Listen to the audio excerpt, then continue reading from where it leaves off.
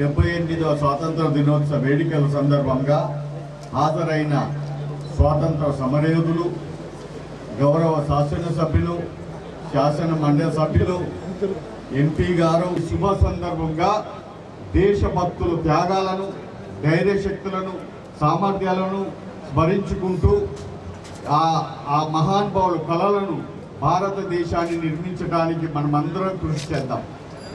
గౌరవ ముఖ్యమంత్రి రేవంత్ రెడ్డి గారి నాయకత్వంలో రాష్ట్ర ప్రభుత్వ ప్రజా సమస్యలు పరిష్కారంలో ముందున్నాయి. ప్రజాప్రభుత్వం ప్రజలకు ఇచ్చిన వాగ్దానాల మేరకు అభయమస్త హామీలను ఒక్కొక్కటిగా అధికారంలోకి వచ్చిన 48 గంటల నుంచే అమలు చేయడం ప్రారంభించింది.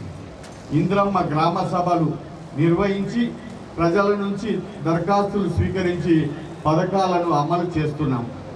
వరకు 48,683 మంది వినియోగదారులకు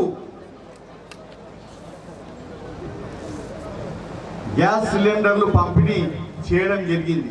దీనికి గాను ప్రభుత్వం 1,29,72,000 రూపాయలు సబ్సిడీ అందించింది. జోగులాంబ గద్వాల జిల్లాలో ఇప్పటి వరకు 1,40,440 బిల్లులు జారీ చేయడం జరిగింది. మొత్తము 76,358 కుటుంబాలకు ఈ పథకంలో లబ్ధిదారు చేకూర్చింది. ఈ పథకం కింద ఇప్పటి వరకు ప్రభుత్వము 3,67,69,000 రూపాయలను సబ్సిడీ అందజేసింది. ఏకకాలంలో రుణము మాఫీ చేయడంతో రాష్ట్రంలో రైతాంగం నేడు పండుగ జరుపుకుంటుంది. జిల్లాలో రైతు రుణమాఫీ పథకం కింద మొత్తము 41,638 మంది రైతులకు 318,83,00,000 రూపాయలతో రుణమాఫీ జరిగింది. జిల్లా అభివృద్ధిలో భాగస్వాములైన గౌరవ శాసనసభ్యులకు, శాసన మండలి సభ్యులకు, అదనపు కలెక్టర్కు, స్థానిక సంస్థ మరియు రెవెన్యూ వారికి జిల్లా అధికారులకు శాసనాలు తెలియజేస్తున్నాం.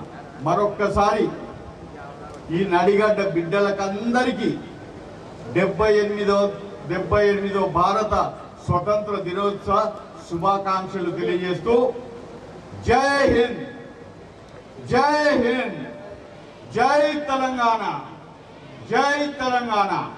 ధన్యవాదాలు. ధన్యవాదాలు సార్.